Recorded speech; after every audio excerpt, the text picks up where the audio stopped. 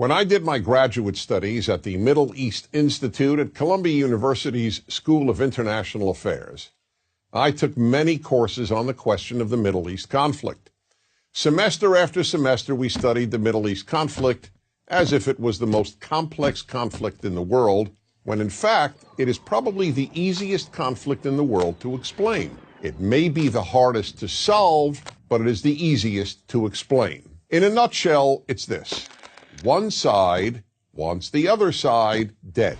Israel wants to exist as a Jewish state and to live in peace. Israel also recognizes the right of Palestinians to have their own state and to live in peace. The problem, however, is that most Palestinians and many other Muslims and Arabs do not recognize the right of the Jewish state of Israel to exist.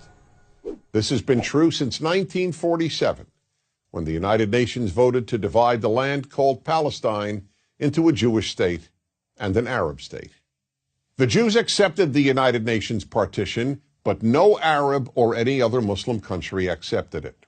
When British rule ended on May 15, 1948, the armies of all the neighboring Arab states, Lebanon, Syria, Iraq, Transjordan, and Egypt, attacked the one-day-old state of Israel in order to destroy it. But to the world's surprise, the little Jewish state survived. Then it happened again. In 1967, the dictator of Egypt, Gamal Abdel Nasser, announced his plan, in his words, to destroy Israel. He placed Egyptian troops on Israel's border, and armies of surrounding Arab countries were also mobilized to attack. However, Israel preemptively attacked Egypt and Syria. Israel did not attack Jordan and begged Jordan's king not to join the war.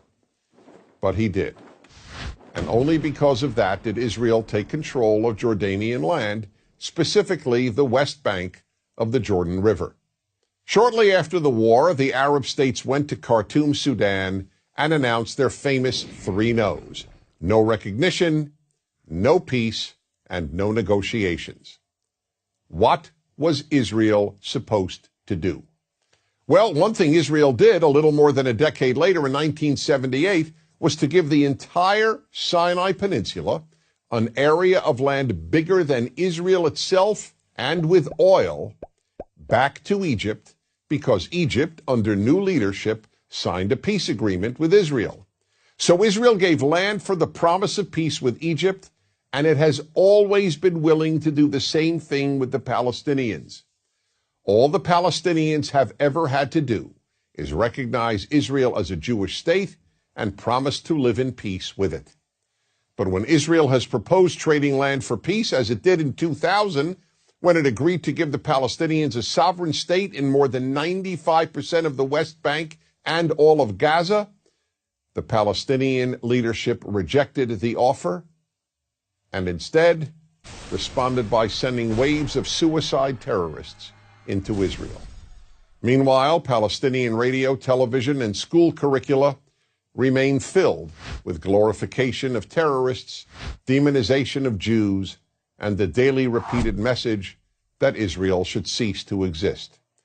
So it's not hard to explain the Middle East dispute. One side wants the other dead. The motto of Hamas, the Palestinian rulers of Gaza, is, "We love death as much as the Jews love life."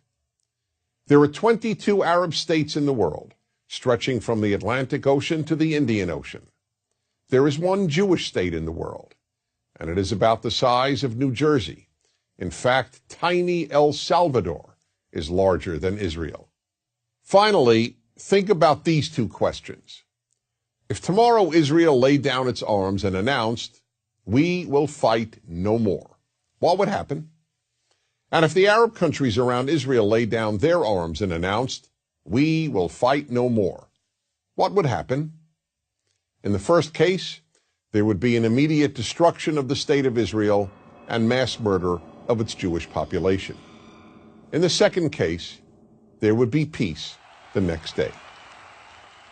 As I said at the outset, it is a simple problem to describe. One side wants the other dead. And if it didn't, there would be peace. Please remember this.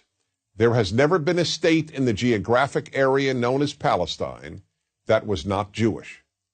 Israel is the third Jewish state to exist in that area. There was never an Arab state, never a Palestinian state, never a Muslim or any other state. That's the issue. Why can't the one Jewish state the size of El Salvador be allowed to exist? That is the Middle East problem. I'm Dennis Prager.